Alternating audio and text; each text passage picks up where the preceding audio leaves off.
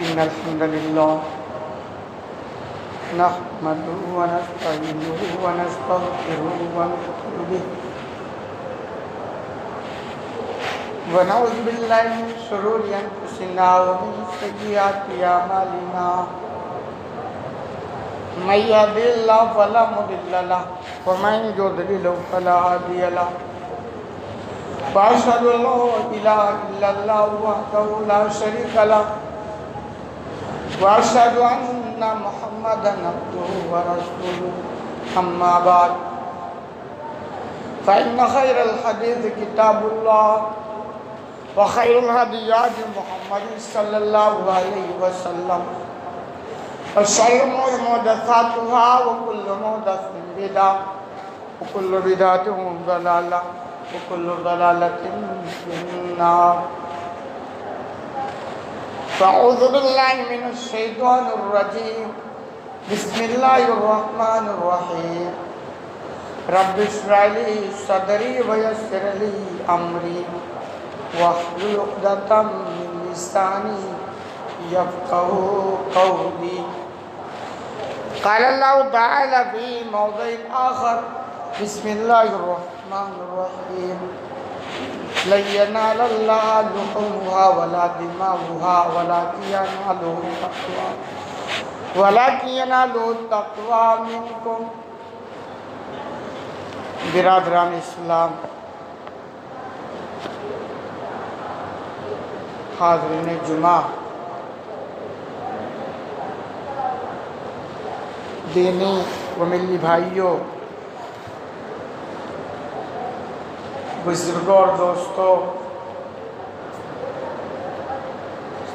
اور پردہ نشین اسلامی ماں اور بہنوں اور عزیز بچوں،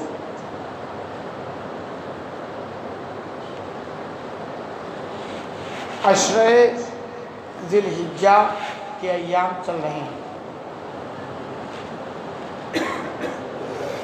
اس سے قبل کے خطبے میں عشرہ ذی الحجہ کی فضیلت کے تعلق سے کچھ باتیں آپ کے سامنے رکھنے کی کوشش کی گئی تھی کہ یہ بہت ہی اہمیت کے حامل ایام ہیں، ان کی ہمیں قدر کرنی چاہیے، ان کے مقام و مرتبے کو ہمیں پہچاننا چاہیے، اور ان ایام میں نیکیوں پر فوکس کرنا چاہیے اور منکرات اور برائیوں کے تعلق سے الرٹ رہنا چاہیے۔ اللہ کرے کہ یہ ساری باتیں ہماری سمجھ میں آ جائیں۔ کیا پتہ ہم کتنے نیکیوں کے تعلق سے متحرک ہیں یا ہوئے، اور منکرات کے تعلق سے کتنے الرٹ ہوئے، ہر ایک کو پتہ ہے۔ آپ اگر ان ایام کی اہمیت کو مانتے ہیں تو ضرور آپ کی زندگی ان ایام میں کچھ بدلی سی نظر آنی چاہیے، اور اگر کوئی تبدیلی نہیں ہے، کوئی حرکت نہیں ہے تو ٹھیک ہے، آپ ایک سنی فارمیلٹی پہ ہاں بڑے ایام اچھے والے دن ہیں، لیکن عملی میدان پر آپ نے اس کو مانا نہیں ہے۔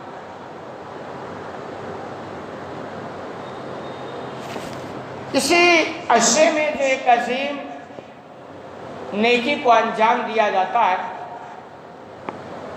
وہ ہے 10 ذی الحجہ کو اللہ کے نام پر قربانی پیش کرنا، یعنی جانور ذبح کرنا۔ ہر سال الحمدللہ مسلمانوں کا ایک بڑا طبقہ جانتا ہے اس کو، اور ہر سال اس کو مناتا ہے، اور اللہ رب العالمین کی خوشنودی حاصل کرنے کے لیے جانور کو ذبح کرتا ہے۔ خوب اچھی طرح سمجھ لیں، تجربات بتلاتے ہیں اس وقت اور پہلے بھی کہ ہر مومن کی ایک کوشش ہوتی ہے تقریباً کہ ایک وہ جانور خریدے اور 10ویں ذی الحجہ کو اللہ کے نام پر اس جانور کو ذبح کرے. ہر مومن کی تقریباً یہ کوشش ہوتی ہے اور ہونی بھی چاہیے. لیکن کوئی مومن ایسا ہے جو اس کوشش میں نہیں لگا رہتا، طاقت ہونے کے باوجود بھی کوئی جذبہ نہیں دکھاتا. روپیہ خرچ کرنا وہ جانتا ہی نہیں ہے. سمجھ لیے وہ ایمان کا دعویٰ تو ہے لیکن حقیقت میں وہ کھوکھلا ایمان کچھ نہیں. کیوں؟ یہ قربانی جس شخصیت کی یاد میں کی جاتی ہے نا، اس نے تو زندگی میں بڑی قربانیاں پیش کی. اور اللہ رب العالمین کی خوشنودی کے لیے اپنے اکیلے چہیتے محبوب بیٹے کو ہی ذبح کرنے کے لیے تیار ہو گئے تھے. یہ کتنی بڑی قربانی ہے، یہ کتنا بڑا جذبہ تھا. اور اگر ہم اس قربانی، اس جذبے کو یاد کرنے کے لیے اگر کچھ روپیہ خرچ کر کر جانور ذبح کر کے قربانی نہیں پیش کر سکتے ہیں تو حقیقت میں ہم اہل ایمان کسی کام کے اہل ایمان والے نہیں ہیں، ناکارہ قسم کے لوگ ہیں. جملہ سخت ہے مگر حقیقت برما بھی ہے، کسی کام کے لائق نہیں ہے. ان لوگوں سے اسلام، دین، قوم و ملت کے لیے کوئی اور توقع نہیں کی جا سکتی ہے. یہ وہ بندہ ہے جو صرف نفس پرستی کی خاطر جیتا ہے، مفاد پرستی کے لیے جی رہا ہے، صرف اپنی عیش و آرام کی زندگی حاصل کرنے کے لیے یہ مشقتیں اٹھاتا ہے. قوم، ملت، دین، اسلام کے لیے کوئی جذبہ اس کے اندر نہیں. تو اگر ہے طاقت اور پلان نہیں ہے تو پلان بنا لیں، کیونکہ وہ جملہ بھی ہے نا، اللہ کے رسول صلی اللہ علیہ وسلم نے فرمایا من کان لہ صاع فلم یضح فلا یقربنا مصلانا، کہ جو شخص قربانی کرنے کی گنجائش رکھتا ہے، طاقت رکھتا ہے، پھر بھی قربانی پیش نہ کرے. آپ نے فرمایا کہ وہ ہماری عیدگاہوں میں نہ آیا، وہ ہماری عیدگاہوں میں نہ آیا کرے. وہ کسی کام کا آدمی نہیں ہے. وہ عیدگاہ میں بیٹھ کر کے صرف سر گنائے گا، تعداد میں اضافہ کرے گا، مگر کسی کام کا آدمی نہیں. اسے کوئی امید نہیں کی جا سکتی، کوئی توقع نہیں کی جا سکتی. تو قربانی کرنے کا جذبہ رکھو، کوشش میں لگ جاؤ، طلب ہونی چاہیے، فکر ہونی چاہیے، انشاءاللہ انتظام ہو جائے. دوسری بات جو بڑی اہمیت کیا ملی ہے کہ نیکیاں کرنا یہ کم کمال ہے، نیکیوں کو قبول کرا لے جانا یہ زیادہ کمال کی بات ہے. نیکیاں کرنا یہ بھی کمال کی بات ہے، ورنہ بہت سارے لوگوں کو نیکیاں کرنے کی بھی توفیق نہیں ہوتی ہے. لیکن اس سے زیادہ کمال اور کامیابی کی بات یہ ہوگی کہ آپ ان نیکیوں کو اللہ کے دربار میں قبول کرا لے جائیں، اس طرح اپنی نیکیوں کو انجام دیں کہ اللہ قبول فرمائے. یہ اصل کامیابی. یہی وجہ ہے کہ جہاں اسلام کہتا ہے نیکیاں کرو، بہت زور دیا جاتا ہے. نماز پڑھو، نیکی کا کام ہے نا، کتنا زور دیا گیا. زکوٰۃ دو، نیکی کا کام ہے، کتنا زور دیا. روزہ رکھو، نیکی کا کام ہے، کتنا زور دیا گیا. صدقہ خیرات کرو، نیکی کا کام ہے، کتنا زور دیا گیا. پھر ساتھ یہ طریقہ بھی بتایا گیا کہ نیکیاں کرو اور یہ نیکیاں قبول کیسے ہوں گی، اس کے پیچھے لگ جاؤ. یہ اصل کامیابی ہے. لیکن آپ اس غلط فہمی میں نہ رہیں کہ آپ سمجھیں کیا پتہ ہماری نیکی قبول ہوگی کہ نہیں ہوگی تو نیکی ہی نہ کریں. نہ ایسی غلطی نہ کریں. نیکی کرنا یہ بھی ایک خوش قسمتی ہے. قبول کرا لے جانے یہ ڈبل خوش قسمتی ہے. مثال کے طور پہ نماز پڑھنا نیکی کا کام ہے نا. آپ نماز پڑھیں, قبول ہونے کا آگے مرحلہ آئے گا. لیکن پڑھے نا تو ایک کام سے آپ چھٹی آپ کو مل گئی کہ نماز چھوڑنے کا جو گناہ تھا نا اس سے آپ بچ گئے. ایک کام تو ہو جائے گا, یعنی ادا کرتے ہی ادائیگی کی ذمہ داری سے آپ بچ گئے. چھوڑنے کا جو گناہ اس سے آپ بچیں گے تو پڑھتے ہیں. جب قبول ہوگا نا پھر وہ نیکیاں لکھی جائیں گی, ثواب لکھا جائے گا, اللہ کی مہربانیاں ہوں گی, اللہ راضی ہوئے. دوسرا مرحلہ آتا ہے تو نیکیاں کریں اور اس کرنے کے بعد اس کے قبول کرانے میں فکر نہیں لگتی. ایسے ہی 10ویں ذی الحجہ کو قربانی پیش کرنا یہ بڑی نیکی کا کام ہے, بڑی نیکی کا. اب ایسی بات ہے یار, آدمی پیسہ کتنی محنت سے کماتا ہے, پیسے ایسے آتے ہیں. پیسہ حاصل کرنے کے لیے ان لوگوں سے پوچھو جو پیسہ حاصل کرنے کے لیے پاپڑ بیچتے ہیں. ان لوگوں سے نہیں جسے وراثت میں مل گئی, ان کو پیسے کی قدر نہیں معلوم ہوتی. پیسے کی قدر ان سے پوچھو جو دن رات محنتیں کر کے, دماغ میں بہت زیادہ ٹینشن لے کر کے اور کیسا بنا کر کے پیسہ کماتا, ان سے پیسے کو نہیں. پھر وہ پیسہ اکٹھا کر کے 20,000 25,000 30,000 کا بکرا لا کر کے اللہ کے راستے میں قربان کرنی ہے معمولی نیکی نہیں, بہت بڑی. ایسے آپ سے کہیں 100 روپیہ نکالو, آپ سے نکلتا نہیں. لیکن الحمدللہ اللہ نے کہا قربانی پیش کرو, 100 روپیہ آپ سے نہیں نکلتا ہے, لیکن الحمدللہ اس دن 20-25 ہزار کا بکرا آپ قربان کر ہی دیتے ہیں. ایک نیکی کا کام, یہ جذبہ ہے آپ کا کرنے والوں کا. بس تھوڑی سی فکر یہ پیدا ہو جائے کہ اس جذبے کے ساتھ قبول کرانے کی فکر آپ کو لگ جائے اور کوئی مقصد نہ ہو. یہی وجہ ہے کہ اللہ سبحانہ و تعالیٰ نے اپنی کتاب حکیم کے اندر 2:4 کی طرح فرمایا لَن يَنَالَ اللَّهُ لُحُومُهَا وَلَا دِمَاؤُهَا وَلَكِنْ يَنَالُهُ التَّقْوَىٰ مِنْكُمْ. کہ لوگوں, اللہ کو نہ تو اس جانور کا خون پہنچتا ہے نہ گوشت پہنچتا ہے, اس کو مطلوب ہے تو تمہارا تقویٰ مطلوب ہے. دور جاہلیت میں لوگ قربانیاں کرتے تھے, جانتے تھے کیا کرتے تھے؟ قربانی کرتے تھے, خون کو اکٹھا کر کے وہ خانے کعبہ کی دیواروں پر لیپتے تھے, گوشت لا کر کے وہاں ڈال دیا کرتے تھے. وہ یہ سمجھتے تھے کہ اللہ کو اسی خون کی ضرورت ہے, اسی گوشت کی ضرورت ہے, تب تو ہم سے جانور ذبح کرا رہا ہے. اللہ نے کہا نہیں, وہ تمہارے گوشت کا محتاج نہیں, وہ تمہارے. اور آج بھی دیکھیں اسلام کے علاوہ جن مذاہب میں کچھ قربانیاں ہیں پیش کی جاتی ہیں, جانور ذبح کیا, اب دیکھیں ان سے ان کا رشتہ, خون کا رشتہ بہت زبردست ہوتا ہے. وہ خون کو اکٹھا کریں گے, کہیں لگائیں گے اور پتہ نہیں کیا کیا کریں گے. یہ دور جاہلیت کا طریقہ ہے. اللہ نے کہا نہیں, سے اللہ کو نہ تو اس جانور کا خون مطلوب ہے تم سے اور نہ گوشت. پھر کیا مطلوب ہے؟ تقویٰ مطلوب ہے.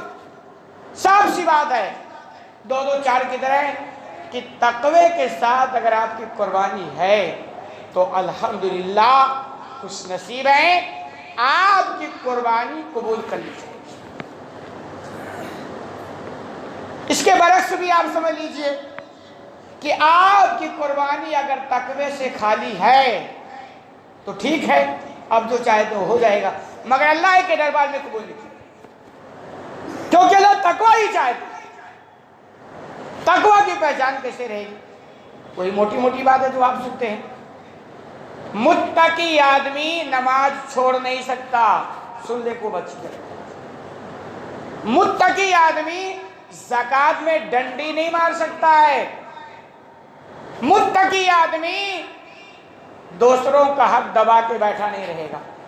پرہیزگار آدمی دوسروں پر ظلم نہیں کرے گا, بھائیوں کا دبا کے نہیں کھا جائے گا. یہ بہت ساری ایسی صفات ہیں. تو آپ اگر متقی ہیں تو آپ سمجھ لیں آپ کے اندر ایسی خوبیاں رہیں گی, اور نہیں ہے یہ ساری چیزیں رہیں گی، پتہ نہیں آپ کیا کیا کریں گے۔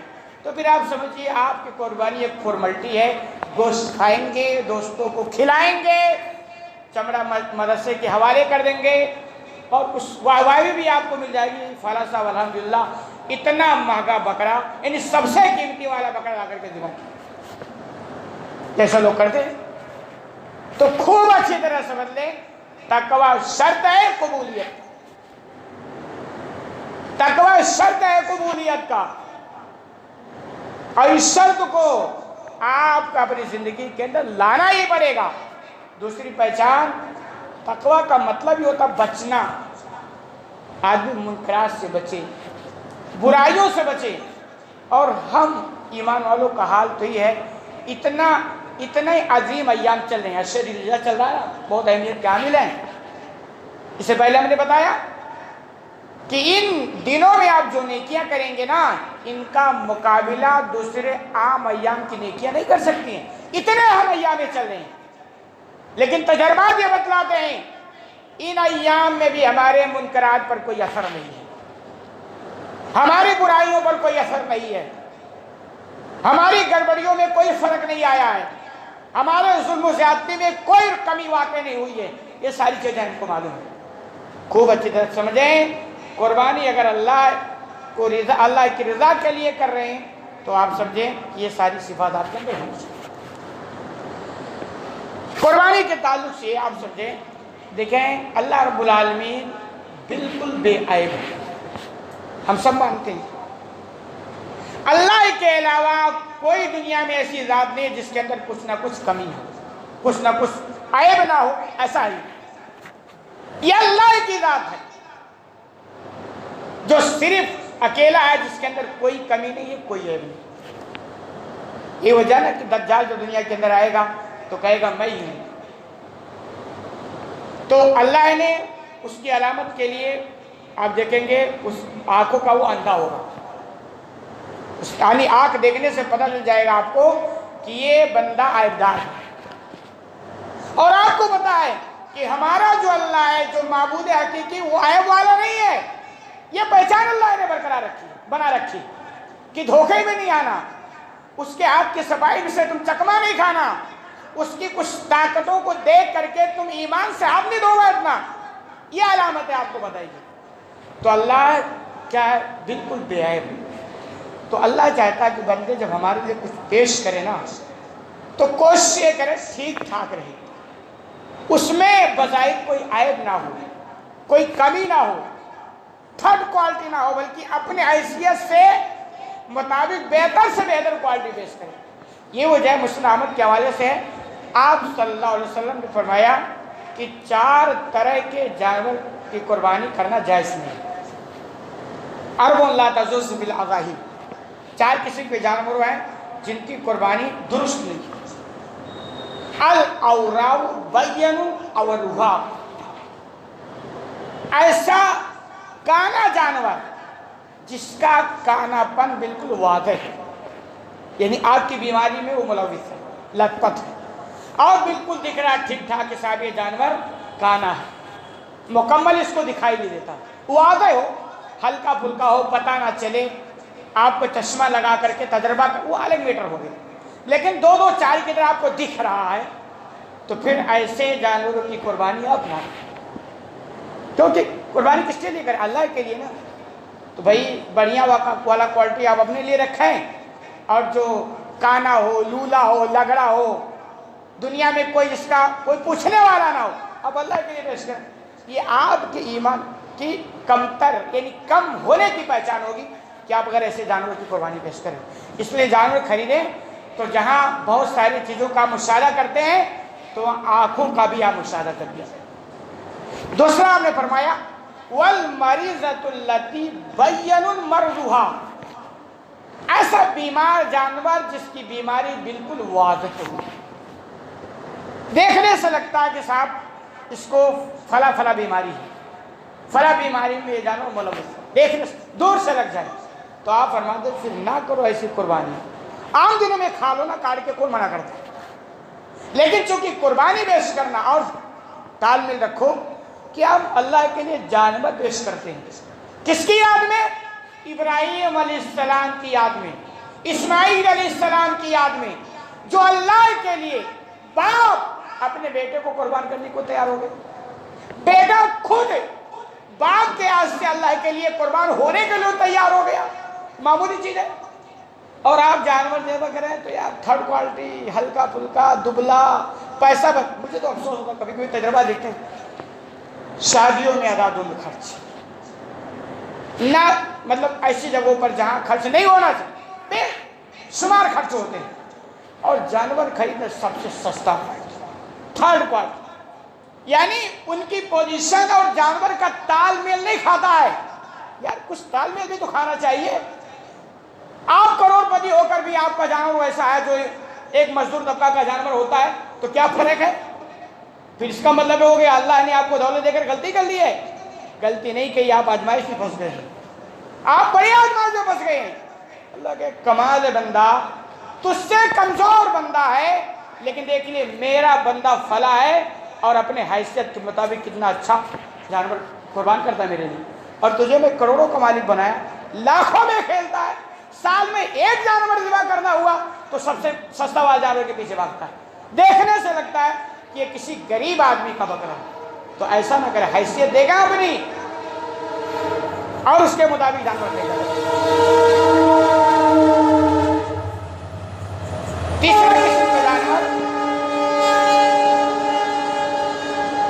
والارجاؤ بین ذلوہا، ایسا لگڑا جانور جو پیر سے معذور ہے، اور وہ بھی بالکل واضح ہو، واضح نہ ہو، پتہ نہ چلے، بہت باریکی سے چھان بین کیا جائے، وہ الگ میٹر، اس کے پیچھے نہیں پڑتا، لیکن دور سے پتہ چلتا ہے، دیکھ سے سمجھ پاتا ہے کہ بھئی یہ جانور پیر سے معذور ہے۔ تو ایسے لنگڑے جانور بھی قربانی آپ اللہ کے لیے نہ دیں۔ والکثیر التی لا تنقی، اور ایسا دبلا ہلکا پھلکا جانور جس کے جسم پر گوشت نہ ہو، صرف ہڈی ہی ہڈی نظر آتی، مطلب یہ کہ آپ پیسے والے، آپ نہیں کریں گے تو لوگ کیا کہیں گے؟ تو آپ کہتے ہیں فارملٹی تو کر دی ہے نا، چلو کوئی سستا والا بکرا لے آتے ہیں، ایک فارملٹی کر دیتے ہیں، اور دیکھنے سے لگتا ہے یار مطلب وہ جانور ہی نہیں ہے اس لائق کہ اس کو اللہ کے راستے میں پیش کیا جائے۔ ٹھیک ہے آپ اتنے کمزور ہیں، لاغر ہیں، آپ کے پاس اس کے لیے حیثیت ایک الگ میٹر ہو سکتا ہے، لیکن پھر بھی ایسا جانور نہیں کہ بالکل مریلا جیسا بیمار، کسی کام کا، یعنی جس کو کوئی نہ پوچھتا ہو، آپ ایسا جانور لے کر کے آ جائیں۔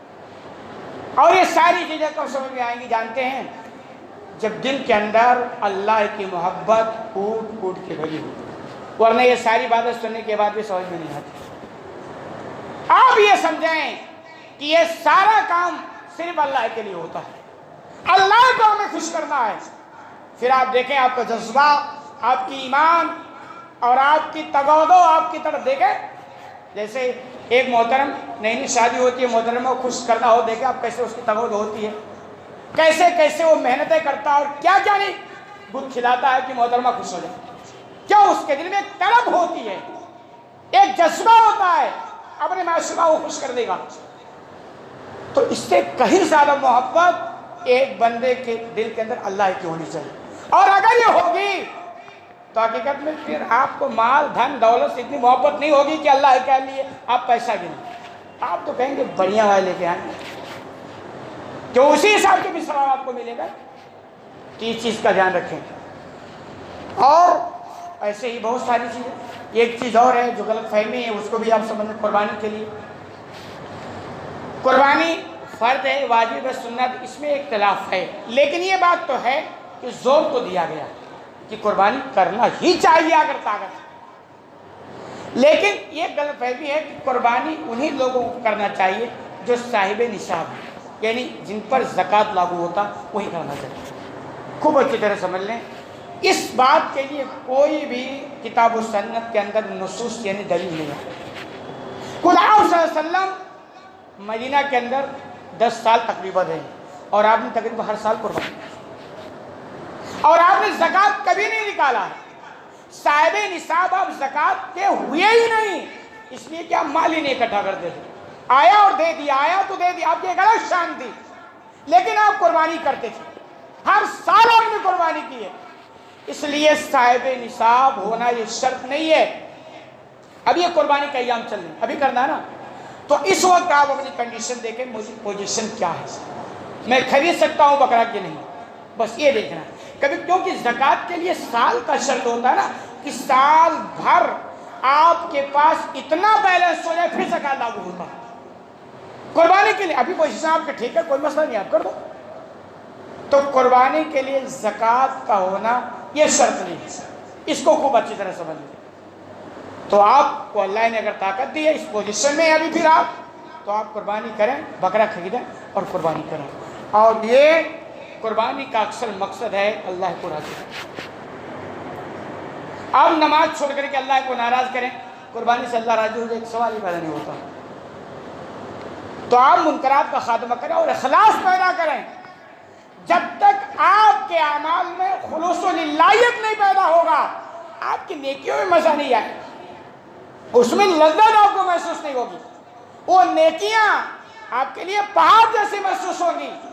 تو آپ اخلاص پیدا کریں، ہر نیکی کو صرف اللہ کے لیے، ایسے قربانی کو بھی صرف اللہ کے لیے، کوئی ریاکاری نہیں، کوئی دکھاوا نہیں، کوئی شہرت نہیں، کوئی واہ واہی نہیں، بس یہ کہ اللہ نے مجھے اس لائق بنایا ہے، اس لائق کے حساب سے میرا ایسا بکرا آئے گا، اور صرف اللہ کے لیے قربان ہوگا، اور کوئی مقصد نہیں۔ بعد ختم کرتے ہیں، اللہ رب العالمین سے دعا ہے کہ العالمین تمہیں کہنے سننے زیادہ عمل کرنے کی توفیق عطا فرما، آمین۔ بارک اللہ لنا ولکم فی القرآن المجید ونفعنا وإیاکم بالآیات والذکر الحکیم، انہ تعالی جواد کریم رؤوف رحیم۔